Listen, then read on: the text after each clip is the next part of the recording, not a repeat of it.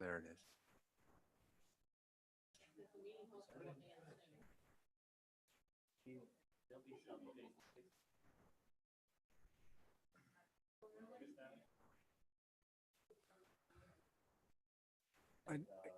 We don't have Sue. 1, 2, 3. 1, 2, 3, 4. We don't have Bruce.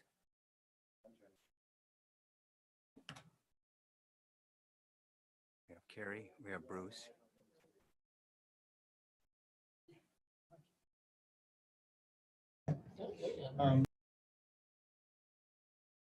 Join me in the Pledge of Allegiance. Pledge allegiance to the flag of the United States of America and to the republic for which it stands, one nation, under God, indivisible, with liberty and justice for all. Are there any citizen requests to speak?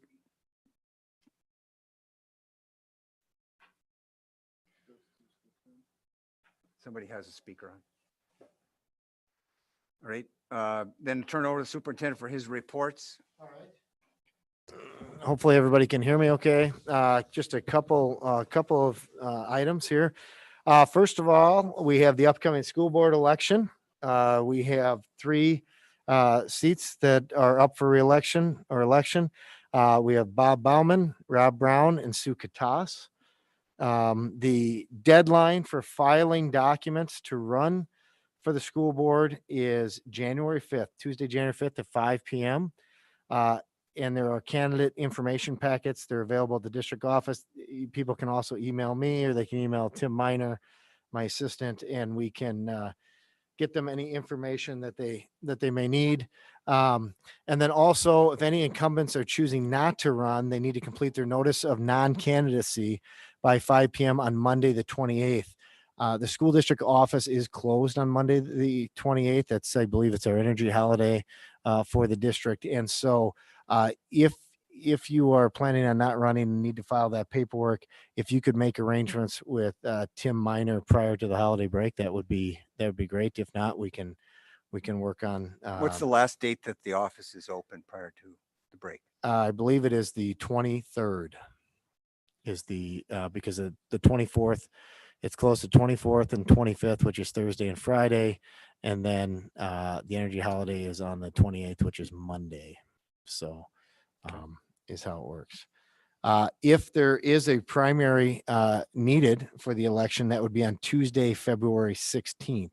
And that only happens if we have 7 or more candidates vying for 3 seats. So any questions about the election coming up? Okay. Hearing none, we're all set for your COVID Yes. update. And so right off the bat, I want to touch base on something I did talk to Jamie about this day, and we talked about it as a cabinet team this morning.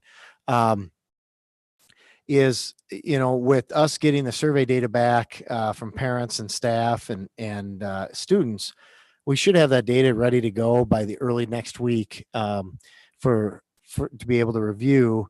I know our next scheduled work session is the 21st of December, which is basically the day before our last day before we go into holiday break. And, one of the thoughts would be, if there are some changes or things that may potentially want to be made, or if we're going to set a direction for what it looks like after break, would the board be interested in having a special meeting potentially next week on like Wednesday night per se, only pertaining to COVID and any adjustments or just updates or just kind of a COVID thing? Because I know at our December 21st work session, we're going to be doing, the staff engagement survey results, the student engagement survey, the parent engagement survey results. We also be looking at the YRBS data for mental health. We'll have a couple other things. We'll be looking at open enrollment things. And so that could be a rather long work session to start with, without tacking on another hour plus related to instructional models and COVID. And so any thoughts, question? Would that work? Yeah. Yes. Yeah. Would you guys? Rather than an extra long meeting. And are you, I'm assuming, Nick, that you'd be probably coming to us then with a recommendation? Is that what you're thinking? Well, I'm going to go through some of the information tonight, and then you guys kind of ask questions. And based on your questions tonight, we can kind of formulate what other information you'd want to have for that Wednesday meeting, and we can kind of talk through some of that. Okay. Yep. I would agree that that would be a good idea to have the extra meeting. Whatever notice we can give our parents and teachers, staff, I think is likely a very good idea. Okay. And we would broadcast that meeting like we broadcast this one so everybody could watch it. You know, COVID seems to be the thing that is the most watched part of our meetings, or the most thing that people are most interested in. And so that way people would know if they're tuning into that meeting, that's really all that we're talking about that evening. So Is there something magical about Wednesday? no, it's just the survey doesn't close until Friday, and then by the time we get it, you know, that just gives us a day or so if we can get the information together. So then we can give it to you at least a day before the meeting too, so that you have a chance to kind of review it. But would you rather have it on Thursday? Thursday? Don't you get the updates on Wednesday then from? So what Wednesday night, the state burden rate comes out on Wednesday nights after 4. Sometimes it doesn't come out until, I mean, it's been for Tracy and I, it's been as late as 7, 8 o'clock. But I don't have a preference whether it be Wednesday or Thursday. I just prefer it to be at least Wednesday. And that gives us a little time to kind of put some stuff together at the beginning of the week. Could other folks make Thursday work? That would be a much better evening for me. I can make personally. early evening work. I have a commitment at 7. Like 5:30 to 7, something like that. You want it done by 7, you're saying? I would just need to leave before 7, yeah. Okay. 5:30 works for me on the 17th. Anybody else that doesn't? Does that work? Okay. great. Thursday. Thank you. Appreciate that. Okay. Tim, do you want to send out the meeting invite and we'll get that noticed? Okay. So going into our district data, it's kind of trying to do the same couple of slides for each of the meetings so people are familiar with some of this data. So if you go to the next slide, Tim, the current year-to-date stats, the top number doesn't change. We have the same number of students and staff. We have had 230 cases so far this school year. Of the cases, 172 of them have been student cases, 58 have been staff cases. When you look at our 230 cases, the 80.1% have recovered. And so of that, that's 50 of our staff cases and 136 of our student cases have recovered.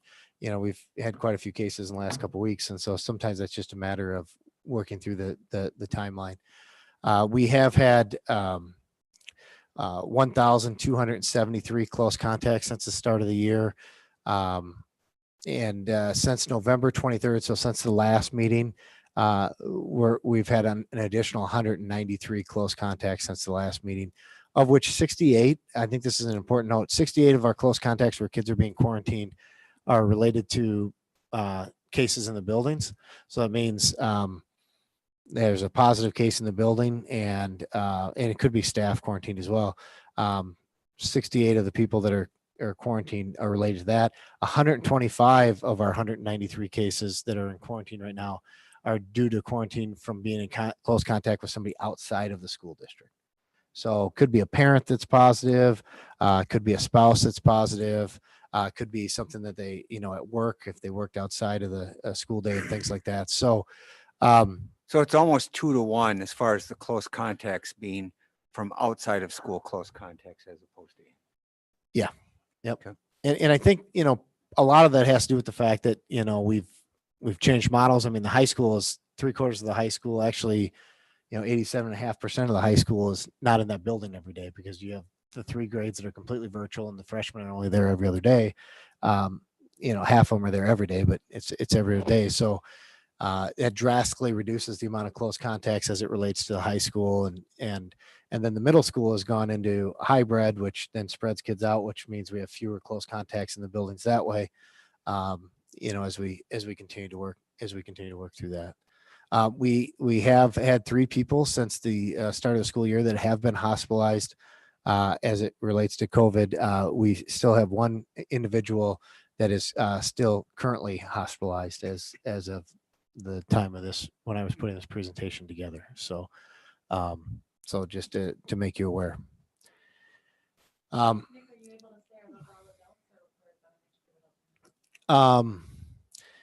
The hospitalizations, it would be a mixture. The breakdown by building, I think, and this is something I talked about when we had when we had the meeting, don't think that just because we end up going virtual at the high school or hybrid at the middle school, that all of a sudden our case counts are going to drop because, we get the reported cases regardless if the kids are in school or not. What you can see is right now we have about another day left in our reporting period. So even though it says 12/9 is when we report on that date, but it goes through 12/8, which is the end of the day tomorrow. At the high school, we've had 21 cases basically through the end of the day today. The middle school, 15. And then as you can see, Rock with 3, Prairie at 5, Holton at 4, North Hudson at 7. North Hudson is, this will be our first elementary, should the board, continue to, we're planning on following the matrix. This will be our first elementary to go into hybrid, starting on Monday of next week, because once they hit 7 cases, according to the matrix, they move into hybrid. Rivercrest is really, I don't know what exactly they're doing down at Rivercrest, but they seem to be really hitting it out of the park with total number of cases when you look at that. And then Willows had 1 case as we work through that. So I think the thing to note with this is when we go into virtual or we go into hybrid, it's not a matter of reducing cases. It's more about reducing probably close contacts and being able to spread kids out. Now, we don't have any evidence the other way either, so I mean, it could very well be helping reduce cases. So for example, maybe if we were face-to-face 5 days a week at the high school, instead of having 21, maybe we'd have 60. We don't know. I mean, it's just one of those things that's just something we don't have the answer to. The other piece right now, I think that's interesting as we look at this is, we're kind of watching the Thanksgiving bounce and trying to wait to see what happens with that. We've had some additional cases, but overall the county itself has actually been doing quite well when it comes to the numbers.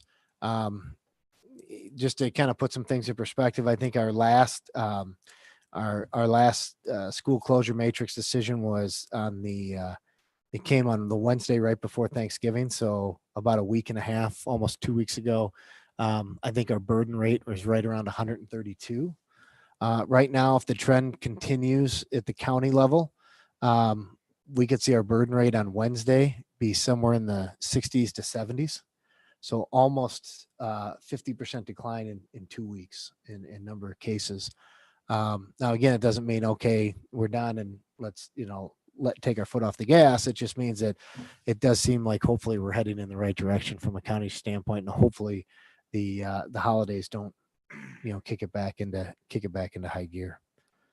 When you go to the next slide, and this just kind of breaks it down by middle school, high school, and elementaries.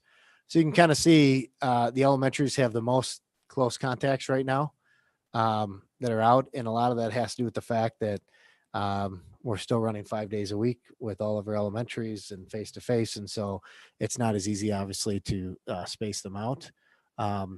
But, as you look at that, 111 is a lot. But if you were to take all 6 elementaries and push them all to hybrid, let's say right off the bat, you'd be looking at, on any given day, you'd have 1,000 kids that were remoting in versus 100 kids, for a shorter period of time, because you would have, every other day. So we continue to kind of look at that right now. Active cases, 17 at the high school, 13 at the middle school, and 12 at the elementaries.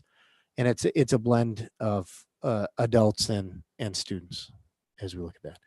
So any questions about the data as it relates to our building data?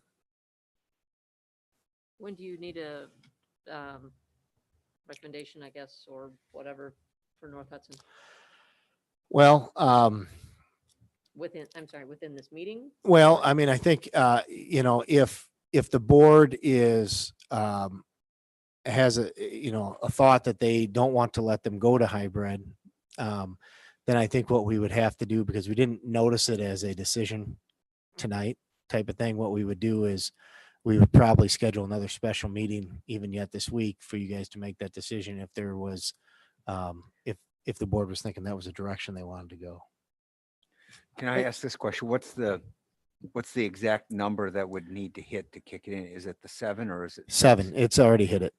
Okay, at 7. Yeah, at But 7. you'd be on the cusp, if you will, just over the cusp at 7.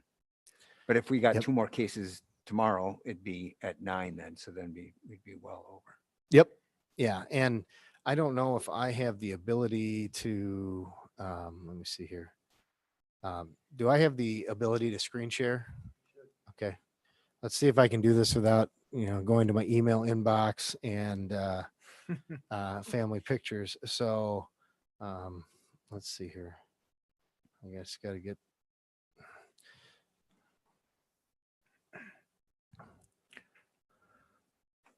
Let's see here. Can you all see what I'm showing? Okay, here we go. So a couple of things that I Can you make it larger? yes. And it should be right. It should be, let's see here. And if I make it larger, we just have to move it around a little bit, but, and really what this is just kind of our sorry, this is our case counts right now and how we're sitting. So North Hudson, I'm going to try to get it so I can get,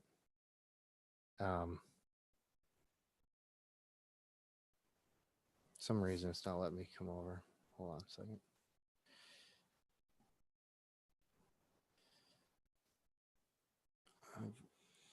It's like I've lost column A. I don't know what happened with column A, but North Hudson essentially is at 7. And if we go to our stop sharing here, and then I want to go to the school closure matrix.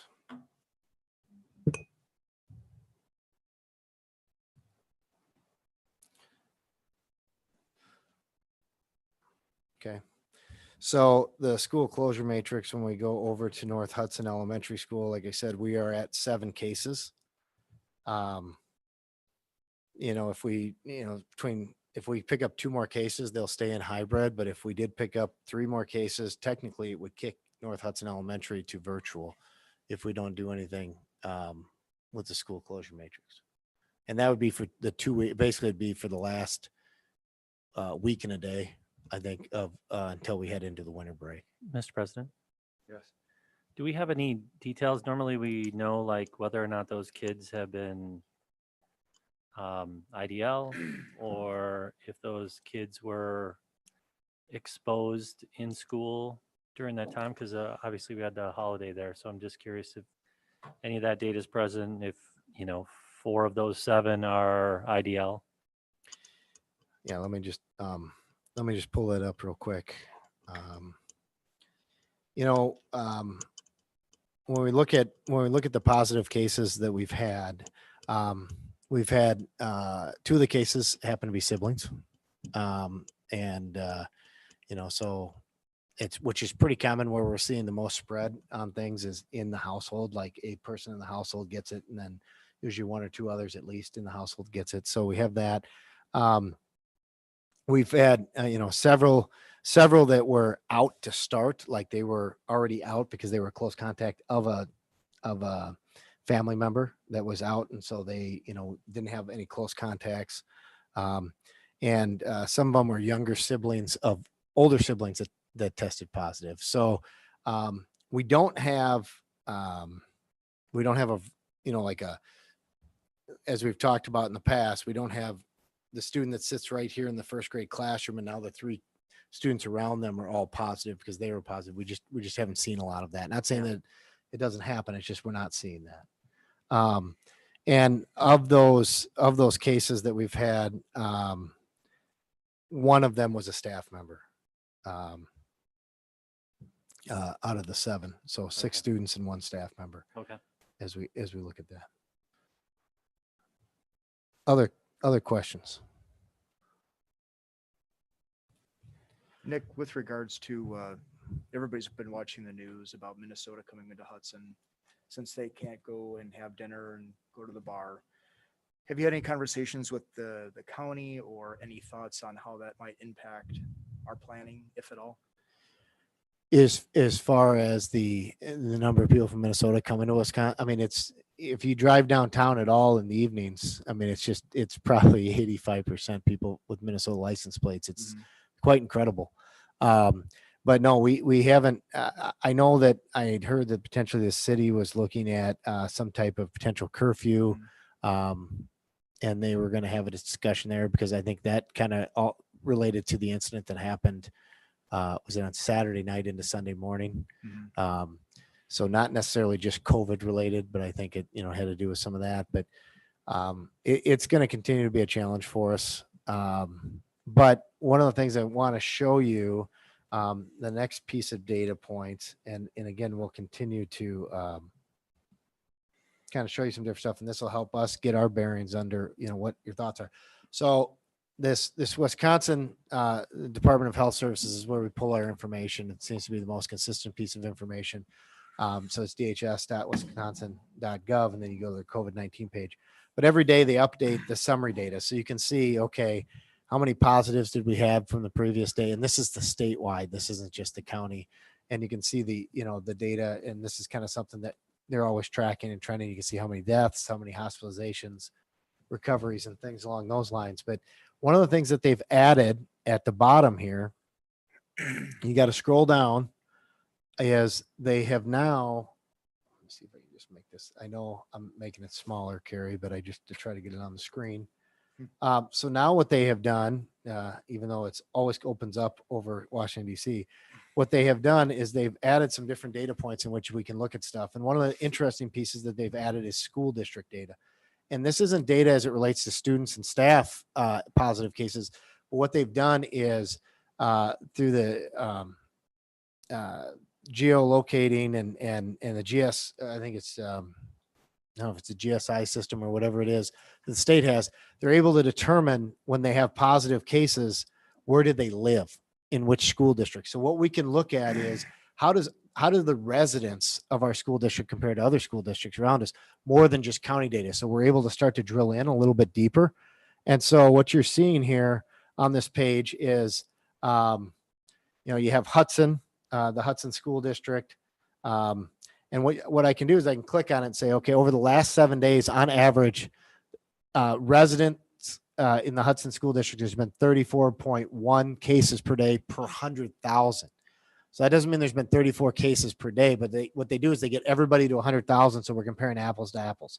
And so if you look at actual cases per, if you look at actual cases per day in the Hudson School District, it's actually 6. Or we had 6 previous cases, and we're averaging about 10.71 cases per day over the last 7 days.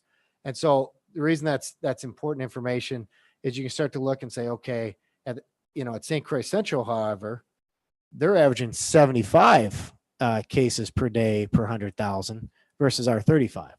Now, granted, they're only averaging an actual real 5.8 cases per day over the last 7, but because they have such a smaller population than we do in our school district. But what you can start to see is, how do we compare to some other districts? And Hudson seems to be doing pretty well when you think about our county and around us. And you can get into some of these school districts. I think it was, and some of them, most of them have started to come down. But like, for example, Boyceville is averaging 123 per 100,000 in their school district. So almost 4 times as many cases.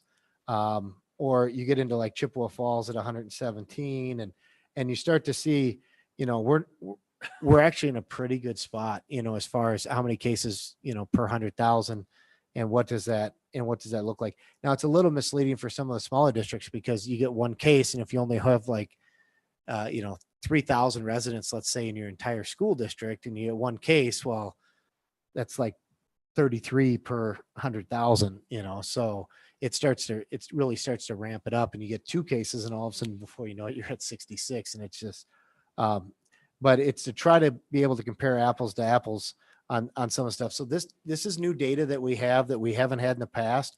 So we can look at things as it relates to the Hudson School District. You can kind of see our county boundaries are right through here. For the most part, the entire county is doing pretty well. You get down into Prescott's at 94. Ellsworth is up at 138.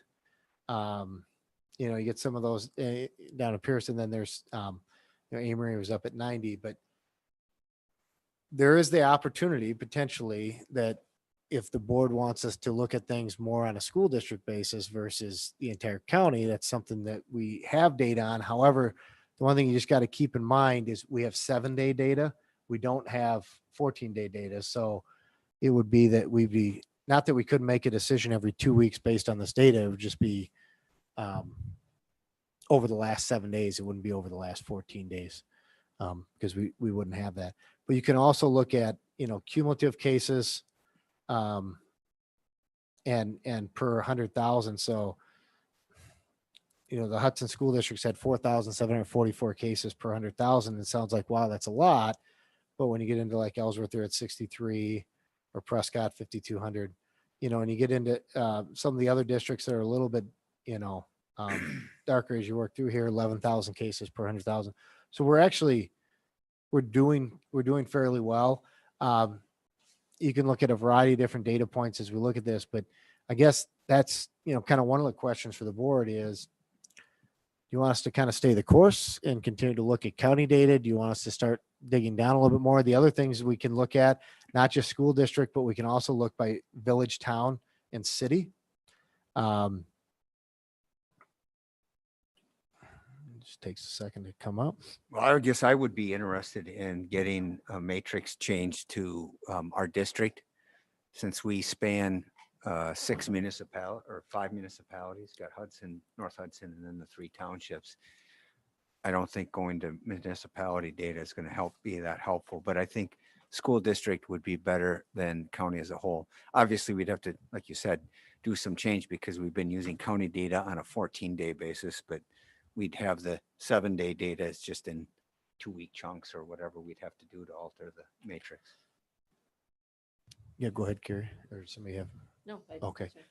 One of the things to kind of keep in mind is if you did go with school district data, and we did 7-day averages. I mean, so for example, Hudson's at 34 per 100,000. So if you kept the same, along the top of the school closure matrix, if you kept the same, 0 to 15, 15 to 30 and stuff like that, what ends up happening, at least right now, it would probably shift the column that we're utilizing most a little bit to the left. But, Dave brought up this morning is, one of the things that also by looking at the county data is if you do happen to have a little bit of a up or a down in the district, it doesn't swing things quite as much, because you're comparing a larger sample size. But Could we still look at it over a 2-week period, even though these are 7-day numbers, but can't you just adjust those? What So I'll we can have to look at the entire, Well, what I'll have to do is we'll set a reminder. So we'll take the number on,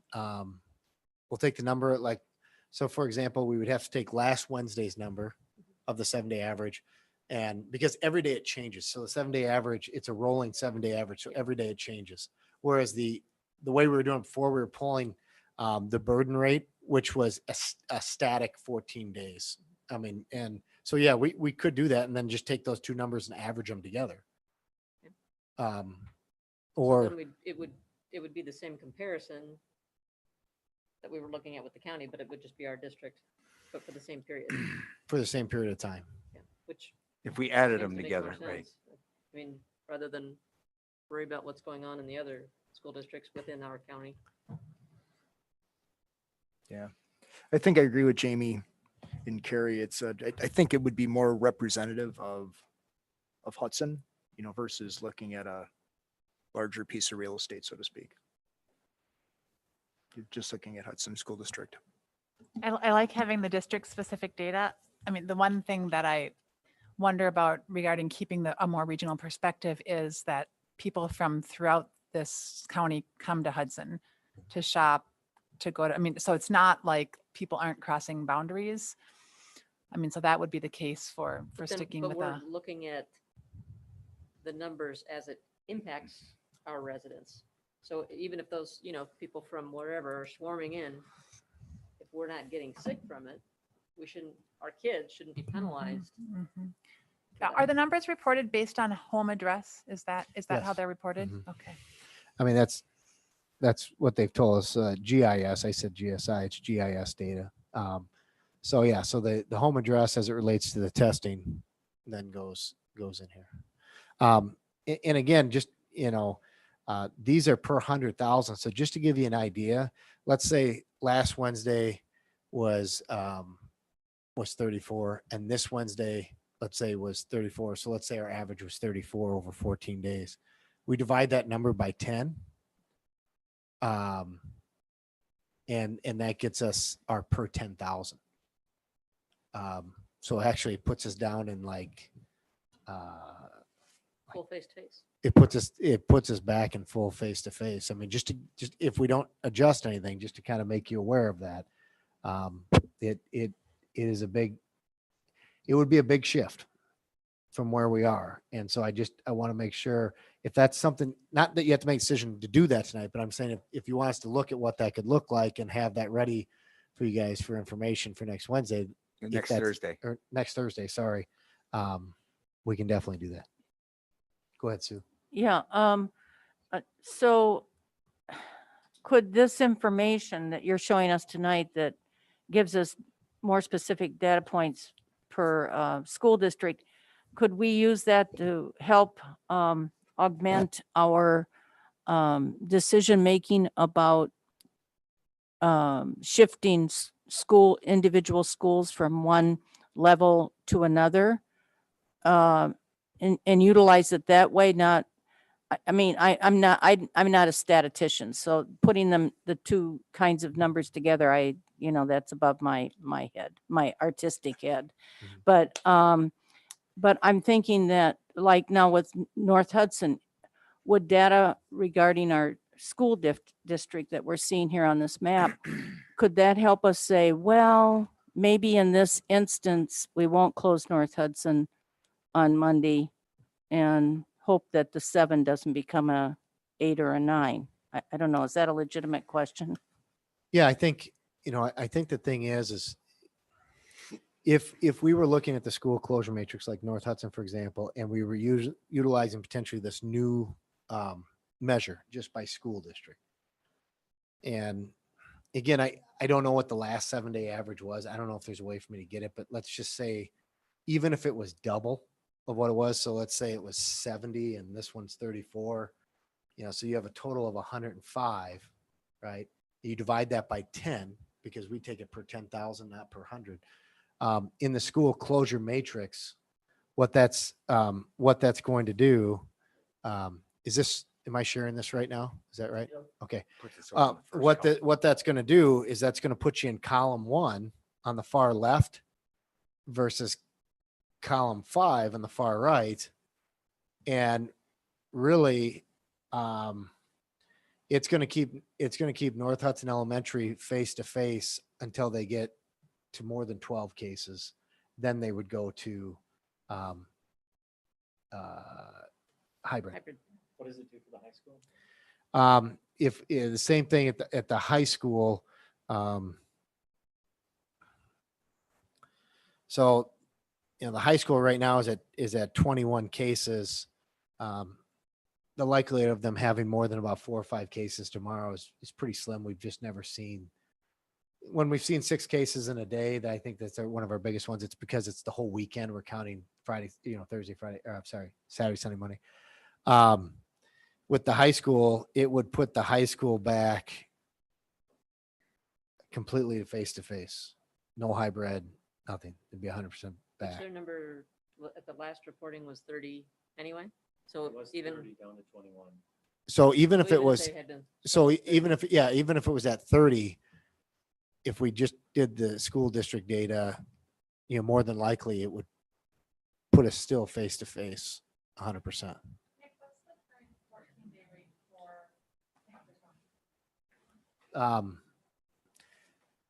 Like what was it last week? Let me pull it up here. 135, was it? Well, 2 weeks ago, it was 132, I believe, on our last matrix. Is that right? Does that sound right? Really close. And so last week, because it was, a week later, St. Croix County had already dropped to 891, so 89. So it was already dropping. So it had dropped from 132 down to 89.1 in about a week. But it'd have to get all the way to 15, you're saying, within this matrix for 7, not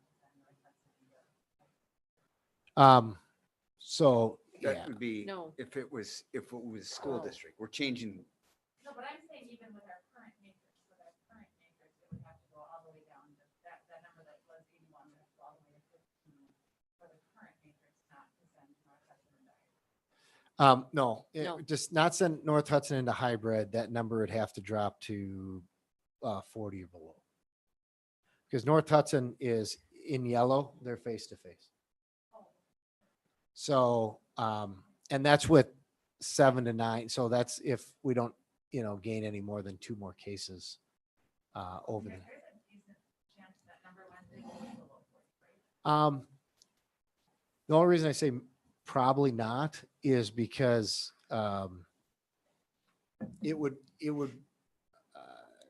it's come down, and it's come down a lot more over the last 7 days. But just when I calculated it, and I just looked at today, and I looked at the individual case count for the county, because they have it on their website, and I just add them all up, I get a burden rate of somewhere in the 70s. So is where I would anticipate the county number Yeah, coming in the at. last week would have had been like in the 20s for the average, 14-day average to be 40 or less. Yeah, well, I mean, I'm saying 14, if I just count the daily totals from today and go back 14 days, and what does that look like? Yeah, I mean, it'd have to be pretty low. but here it's two different things, because that's a 7-day average, rolling average. Mhm. It's not a cumulative account. And this is a 14-day cumulative account. No, that's not 14-day cumulative. 14-day I'm sorry. positive Yes, count. yes, 14-day positive count. So that's a cumulative count. Right. So, yeah, I mean, so we could technically take those numbers and times them by 7. Right, yeah, because right, Each yeah, one. as, they're very different numbers, Yep. the way that plays out, because that's a daily average that's been calculated over 7 days. Right. Prior to even all of this discussion, just back to strictly North Hudson, I would be very reluctant to put them into hybrid. I would, kids those ages, with their likelihood of actually spreading it to classmates, I would be more comfortable. Hope this is a blip and that those numbers would plummet in the next 2 weeks. Kind of like we did with Holton when we chose to keep them face-to-face. That would be my preference.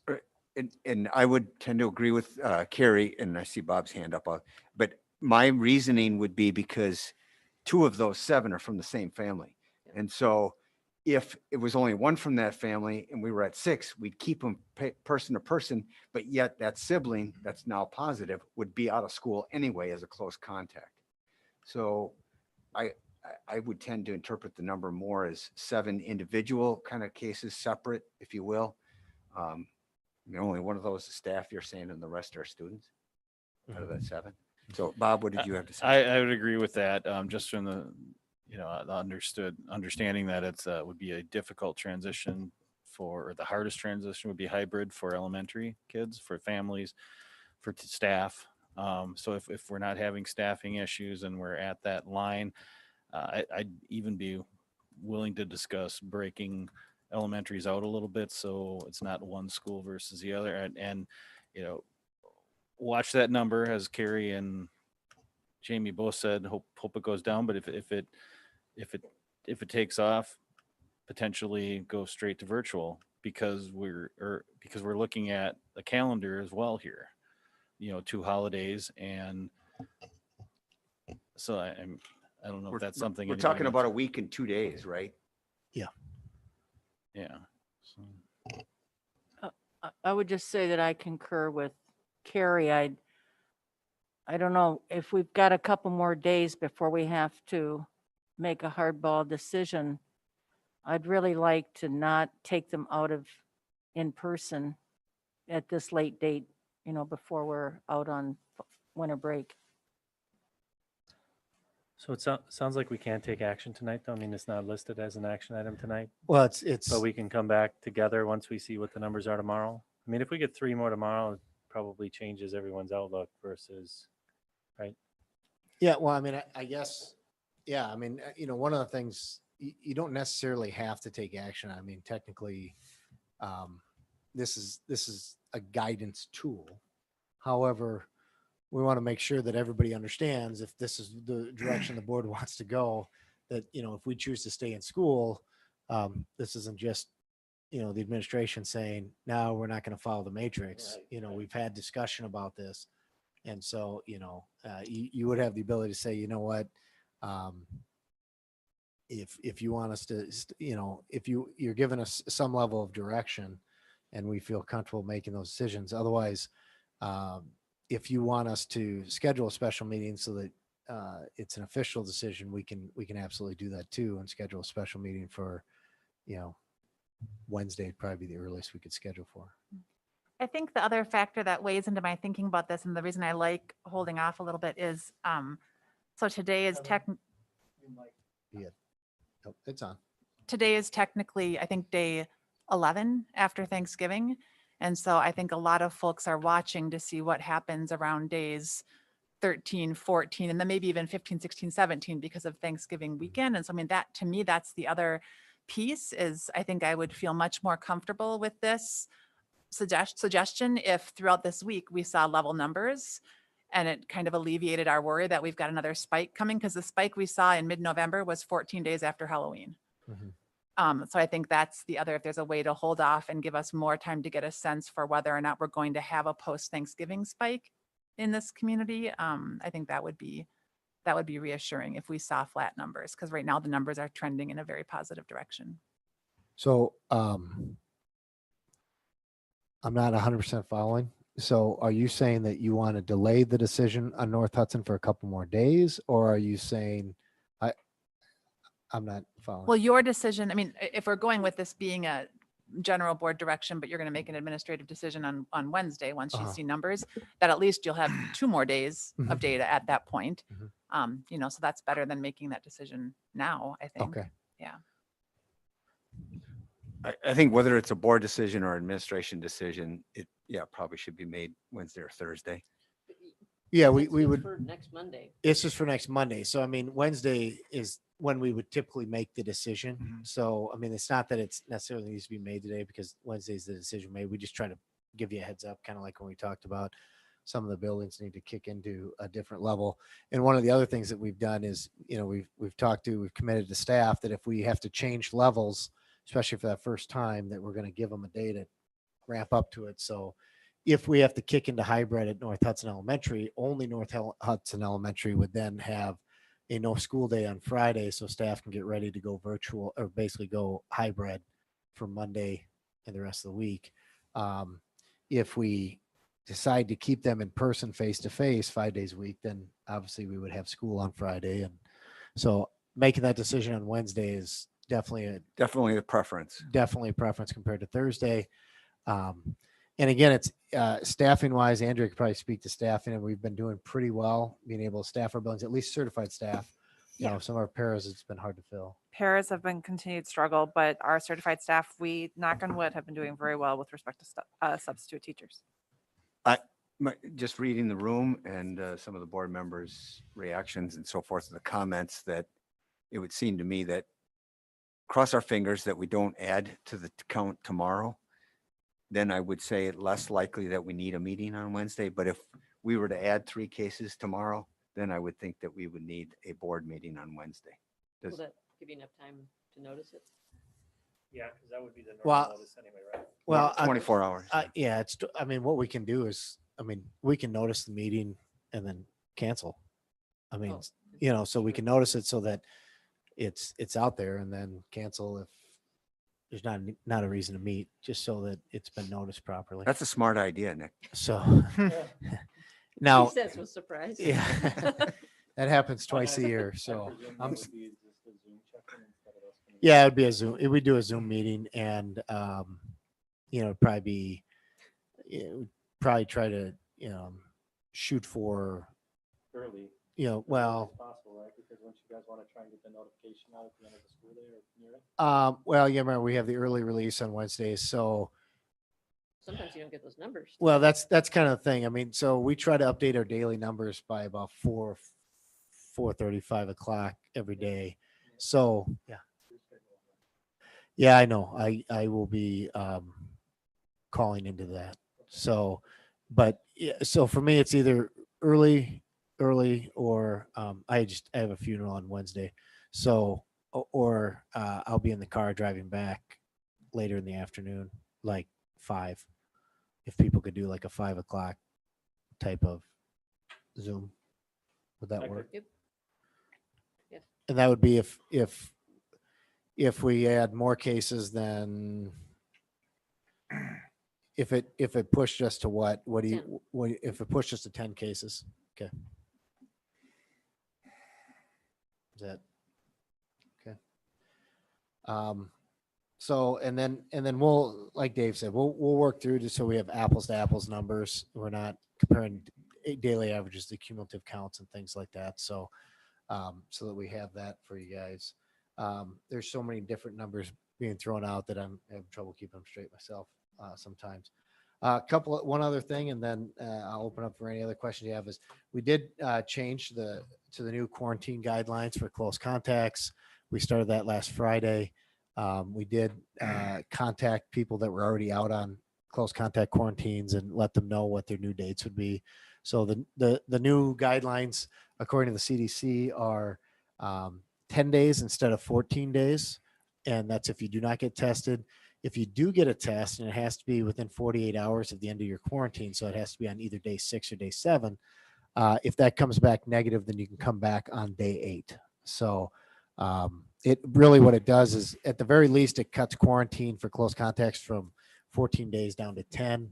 And if you're willing to get tested towards the end of the 7 days, you can cut it in half. And really, what's interesting is, because we were talking about Thanksgiving and how long after is, they said basically after that 10-day period, I think they said it was like 1%. There's like a 1% chance that if you haven't developed symptoms prior to 10 days, or you haven't tested positive prior to 10 days, it could be as low as 1%. It could be as much as 10%. And so they felt it was a low enough risk factor in order to shave some days off. And I think the concern with the days is, by shaving some off, maybe we can get people to be a little bit more wholehearted in their quarantine and not say, well, I'm quarantined, but I'm still going to the grocery store, or I'm quarantined and I'm still doing these things. And so that's the rationale. St. Croix County, we had a conversation with them today. They don't want to allow the antigen test to test out of it. As of right now, our approach has been the antigen test, which is the rapid test, or the PCR test, which is the normal test. If you're negative on either one of those, according to the CDC, those would qualify to test out after 7 days. They would prefer to only have it be the PCR test. The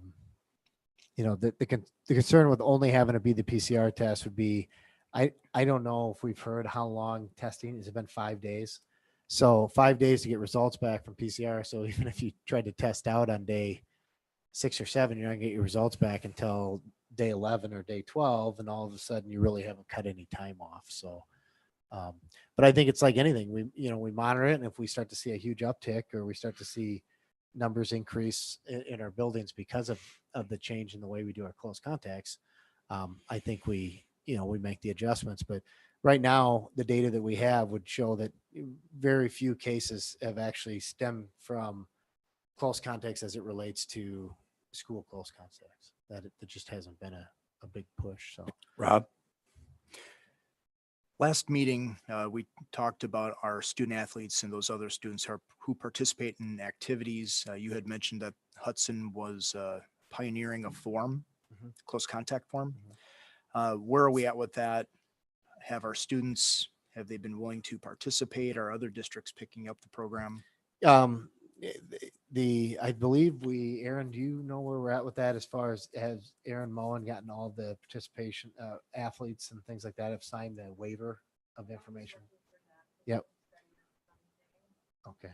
No, last Monday, I think he was starting it. So I think they were hoping to have it done by Thursday. So for us, and then I have not had a recent conversation with the conference superintendents about that. So I'm not sure where they're at with it, but I think, when we left it, everybody's in agreement. We want to be able to make sure we share information with each other so that we're keeping our kids safe as we try to move forward. There has been some talk at the county that came up today that they wanted to have us look at committing to, if you have 2 or more cases on any one team, that the entire team would be quarantined for 14 days and with no ability to test out early or even go to the 10 days. And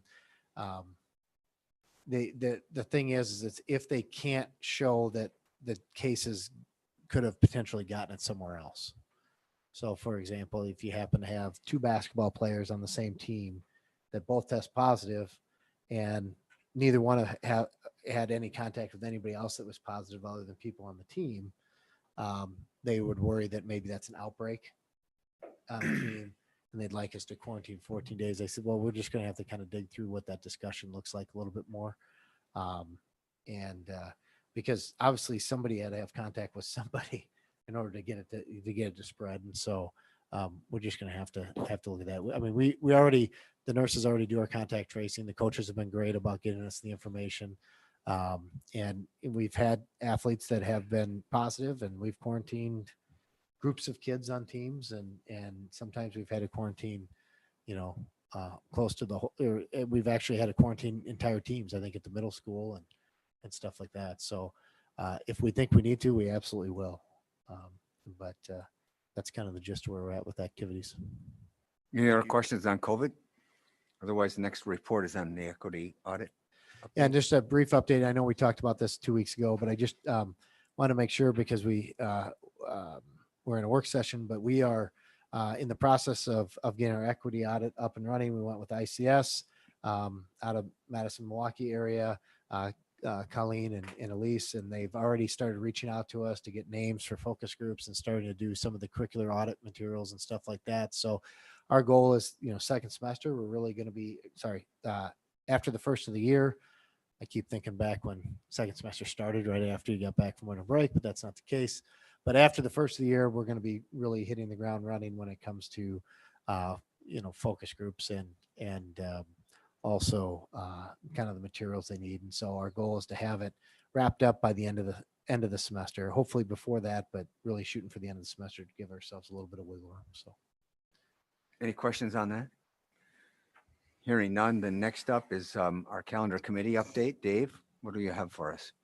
Thank you very much. So I have 2 calendars for you to take a look at tonight. Really what we're looking at tonight is for your feedback and some general direction based on the 2 calendar approaches. And we'd be bringing them back for action in January. When we look at these 2 calendars, the concept was based on our last conversation about calendars, which was looking at 2 different models. One that's a compact calendar, which essentially is the way we've been building the calendar for the past 5 or 6 years. And the other is the calendar that has a few days off to spread things out, which was a more traditional model that we had about a decade or so ago. So we built out those 2 calendars for your consideration. If we take a look at the first calendar, this is the one with 2 additional no school days. So first day, as always, September 1st, which is a Wednesday. Last day, Tuesday, June 7th. Teacher checkout day the following day on June 8th. The 2 additional no school days would be October 15th and February 18th. Those are the immediately after conference week, which turns out to be a nice time to have that that time away and to refresh a little bit. This became all that much more apparent, the value of those days. There's certainly value in both models, as is always the case, right? You're trying to find some level of balance. But this year with COVID, those days were definitely missed. And I think your action as a board recognized that as we added days and time for teachers to plan. But That was, that's how we built that. We were looking at moving one PD day that used to be in spring to October, just because that's a time when teachers really thought that the professional learning opportunity to work on their student learning objectives, which is a portion of the educator effectiveness system, would have been valuable and missed. That's where that came from. Fortunately, DPI did release the ACT dates, March 8th and March 22nd. So when you do take action, we have that information. In the past, sometimes that has created delay for us when those ACT dates come out. That's why we put spring break at the 14th through the 18th of March, and everything else is the same in terms of number of student contact days. So that's model 1, again, with those 2 additional days. Version 2, if we take a look here, what I did so it's a little bit easier to see is I marked on the calendar. I'll wait for Tim to get that one up there. I marked on the calendar in a different color. Maybe it is not showing up on there. Well, anyway, the difference would be the 2 days. So this would put, because it's compact, last day would be Friday, June 3rd. Teacher checkout day would be Monday, June 6th. So that does create that situation where last day with kids, but then there is a weekend and then teacher checkout that following Monday. That going into the process was one of my concerns. The committee overwhelmingly thought that's not a big deal because they're working throughout that weekend packing things up. But that was one of the things I wanted to keep an eye on. This would put then everything would line up exactly how I said previously. We'd still have that PD day in October. And again, everything else the same. So those are the 2 models. Again, looking for some feedback, some direction, and then we would come back with a modified version if your feedback suggests modifications in January. Mr. President, so the committee or teacher advisory group that you work with, did they have, how did their comments drop into these 2 models? that Yep, good would question. Thanks, Sue. help us make a decision? Yep, and I appreciate that question. So overwhelmingly, the model with the 2 additional days was the preferred model. There were people that actually joined the committee because they had been hearing from so many people about that. That was sort of the hot topic issue as we went into this calendar season. To be completely transparent, it always has been. Since we've made the change to a more compact schedule, that's been the one thing that generates the most conversation. This year was just amplified because of COVID. After we met, we built the calendar. I was hearing sort of tentatively, yep, I think I like that model with the extra days. When I then put together all their thoughts, shared out the drafts of the calendars, I said, I let them know the timeline, when we'd be talking, and I asked them to let me know. I wanted them not only to let me know of their feedback, but reach out to their colleagues, find out what their teaching partners and colleagues down the hall were thinking about the calendars. And overwhelmingly, I heard again that the preferred model was the 2 additional days.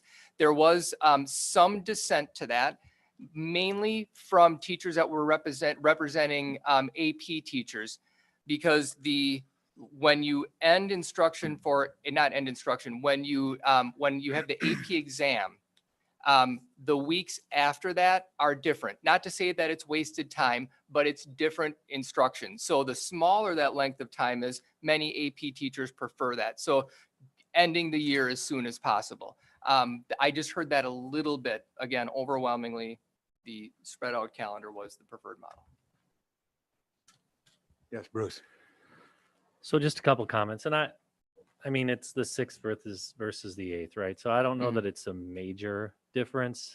I guess I question, kids are so antsy by that time, to come back for a couple days in the middle of June or early June.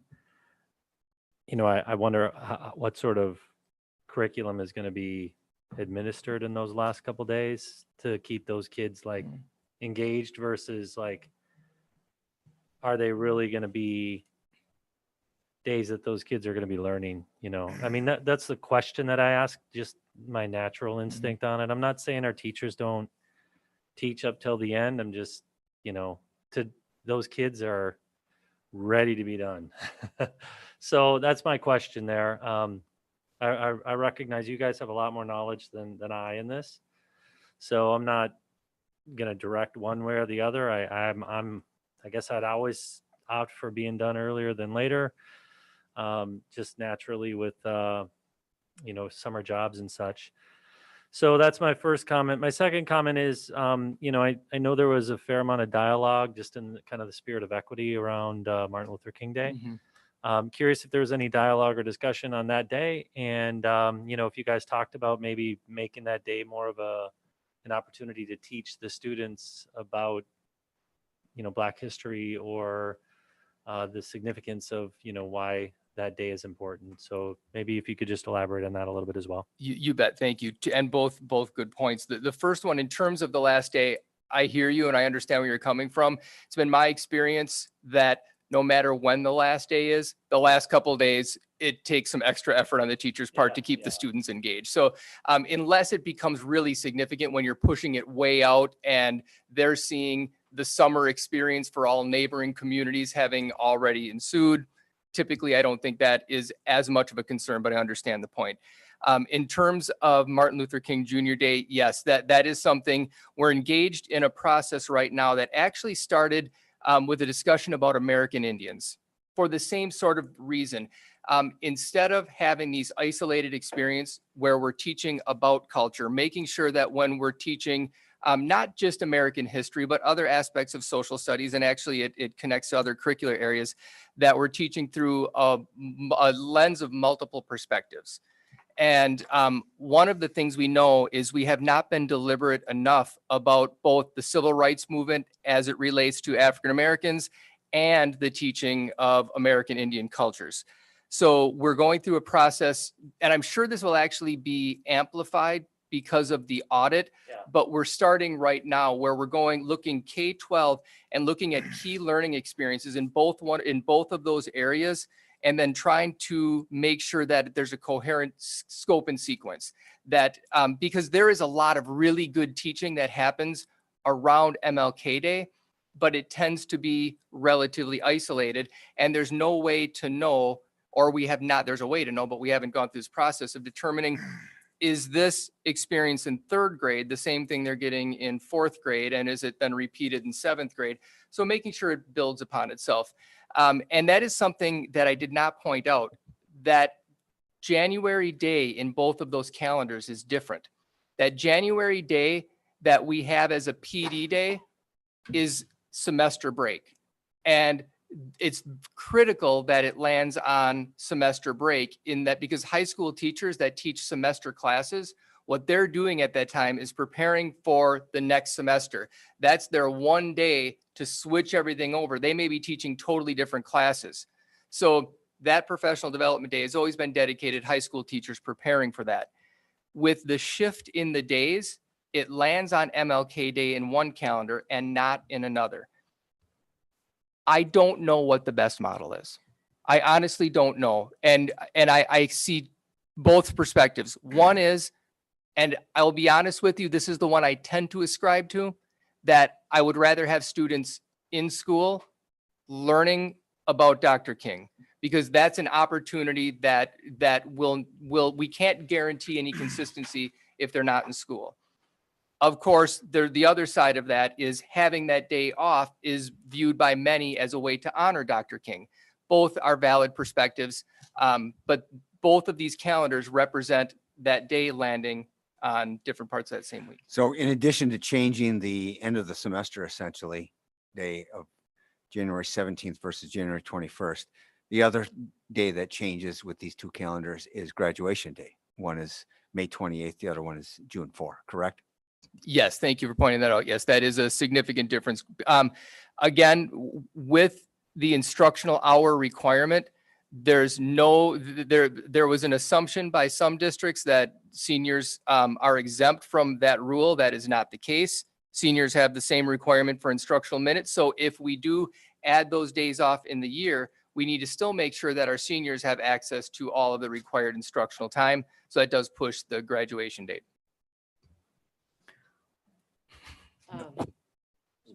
Please go ahead. With the different day off in January it also changed the quarter or each number in the days in the quarter.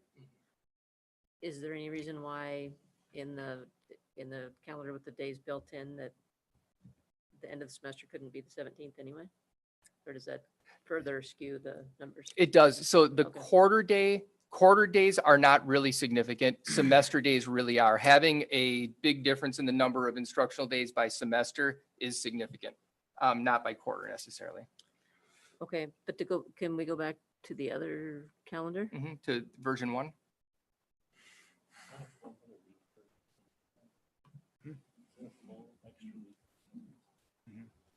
If you added in the instructional reading this days, oh, so you're keeping the semester days at 89 and each, I'm sorry, I don't recall what the. Yeah, it's the split of the semester days that is the difference. and It that was doesn't the have to same be in exact, version but we 2? don't want like a 4-day difference. In a version 2, it would skew it that way?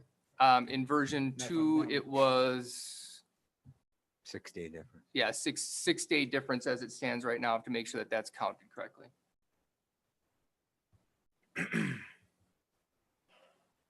So if in version 1, if you push the day off to the 17th, It puts it the other way.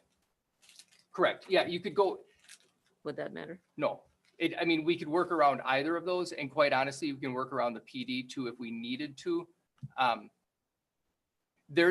There are elements to the calendar that we don't have completely refined yet. We wanted to get your feedback. So all of those are open for discussion, where the PD days land, where the days off land and so forth. So After conferences would be good, though. I it mean, is, yeah, it's not always been there, but that often works out well. Just to be clear, there's been, I mean, it might go back a few years, maybe when my kids were in school, but we're not giving kids or, the day off on conferences. Their conferences are in the evening, so those are still school days. Correct. Those are full school days followed by conferences. Mhm. But that would push it to 85 and 93 to move that date in this version. Yeah, I'd have to count it up to make sure. I don't want I to. think your math is right there, Carrie. Hey, Mr. President? surprised Yes. again. I mean, I know there have been years that we've gotten out later than June 7th. Mhm. In not so distant history. I guess with a difference of a couple days like this, my inkling would be if there's a version of this that teachers strongly prefer and they think that time is meaningful, then I think I would lean toward going with that a couple of days doesn't make a huge difference. And I hear what you're saying, Bruce, about the kind of coming back for 2 days that are kind of blown. I almost think that might give teachers the ability to push hard through that final full week, knowing that, okay, that's when you clean out the lockers and do all, as opposed to wasting part of a week. So, but yeah, I guess I would lean toward toward going with the not compressed, right? The version that has those 2 days that teachers are asking for. Well, Yes, my sir. inclination is, we're talking about this calendar in terms of the teachers. And being an old teacher myself, those final couple of weeks are a good time to do your field trips and, get to the art museum and so on. And I mean, I think I'm going to trust the teachers to come up with the creative ways to, take care of their agitation on it being a nice day outside and everything. But yeah, and did you say that they would, with the second calendar, they'd have a little more time in October First, for the first one, they'd have more time in October for preparation? Right. In both models, there's a professional learning day in October. In the first version, there's an Okay. additional no school day. Okay. All right. Anyone else want to weigh in on this? I guess I would be for version 1. If nothing else, it gets us closer to an easier transition to year-round school. So, yeah.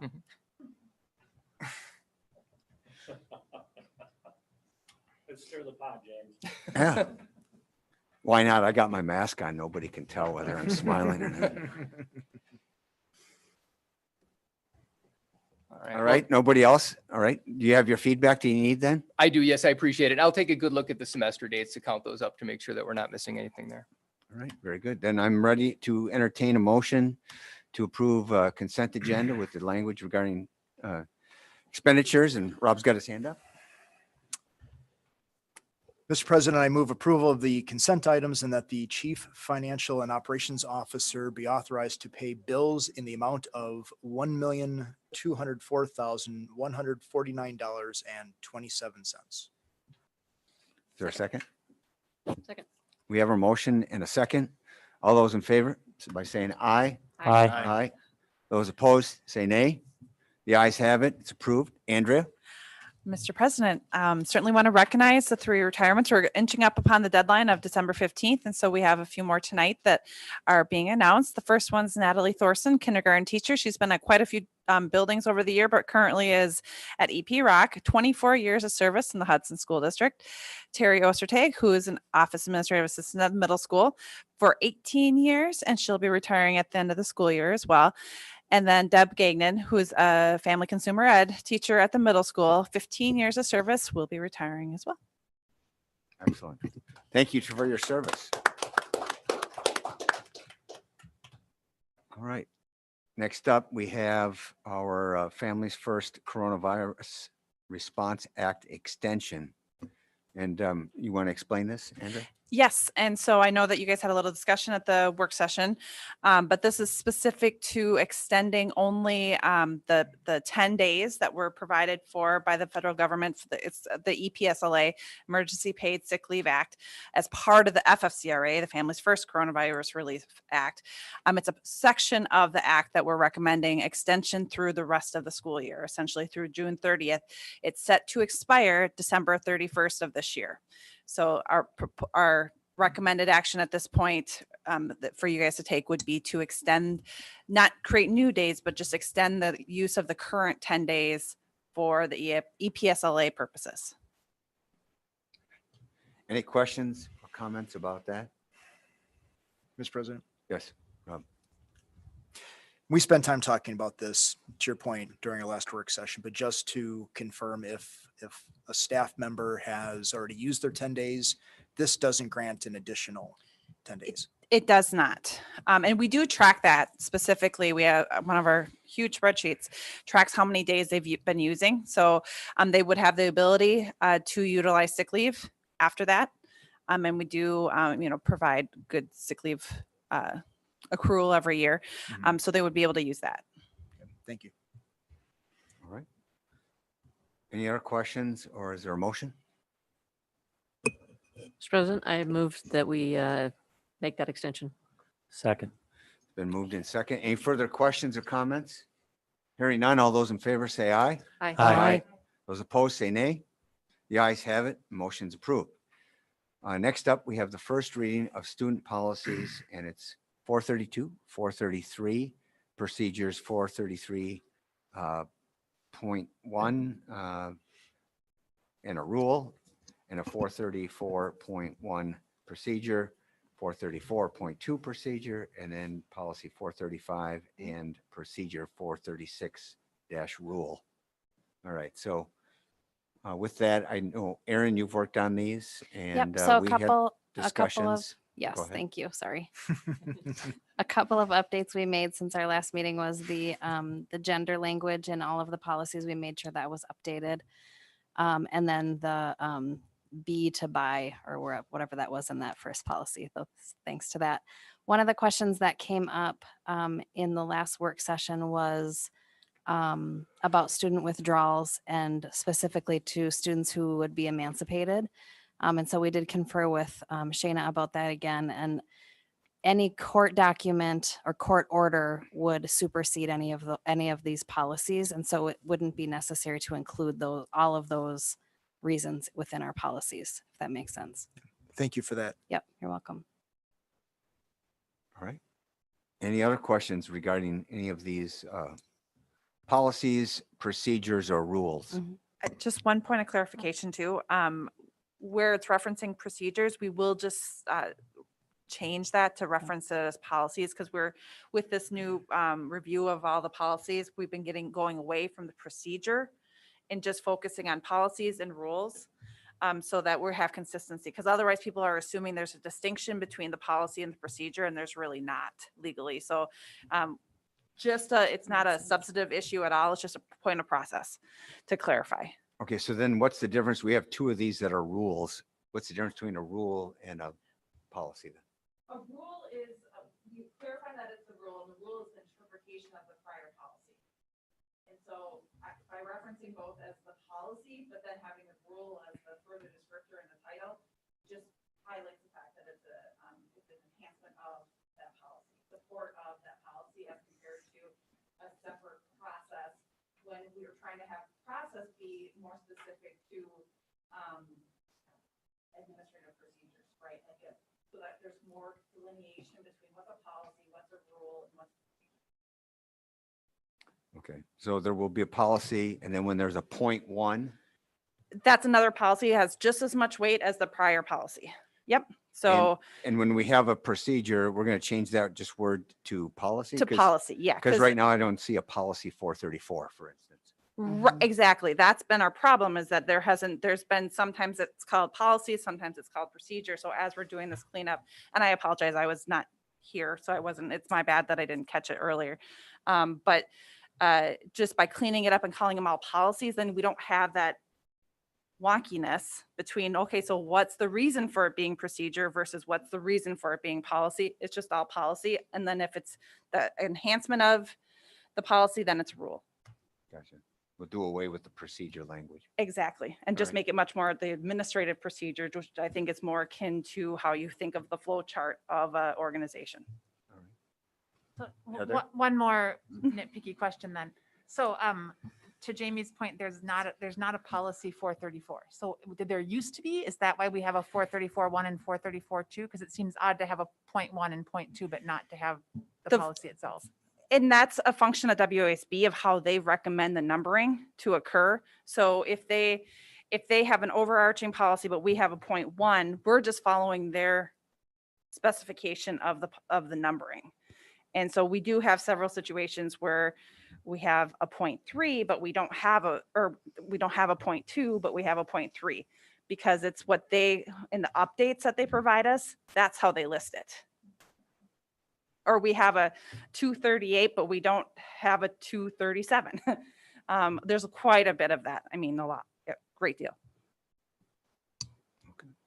Any other further questions? Yes. Sue. Yes, I gotta get my notes up here. So you're saying procedure 434.1 then will become policy?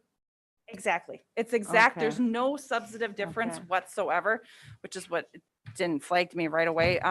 We're just calling them all because it has the same weight, whether it's called a policy or procedure, it's exactly the same weight legally. It doesn't matter. People just naturally ask the question, well, then what's the difference, right? Like, what's the difference between a policy and procedure? Because there isn't one legally, the recommendation just you call it all policy.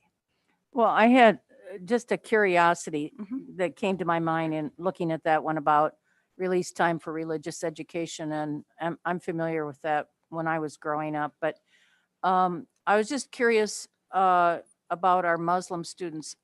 Do we have any Muslim students who need time to pray? And how do we handle that? Maybe we don't. I don't know if they have a place to go. I even checked the times today. It's the afternoon, and 2:14 would be in the Yeah. school day. Yeah. I'm not aware of any requests that we've gotten this school year, but I know that in the past we have provided that release time and have engaged in sort of interactive conversations with the student about how we accommodate that request. Yep. All right. Any other comments or questions? Otherwise, I'll entertain a motion to approve the first reading. So moved. Second. Carrie's on it this meeting. I was with the trying to get you, motions. Gary, but I mean, you were. We have a motion, a second. All those in favor of the first reading of these policies, say aye. Aye. Those opposed, say nay. The ayes have it. And next, I'll entertain a motion to convene to closed session pursuant to this language in the agenda. Make a motion for the board to entertain a motion to convene a closed session pursuant to Wisconsin statute 19.85, parent 1, parent D, to consider strategy for crime detection and prevention. Second. Motion by Bruce, second by Bob. Call roll call vote. Bauman, Aye. Brown, Aye. Hanson, Aye. Katas, Aye. Logland, Whitaker, Aye. Johnson, aye. We are now in closed session.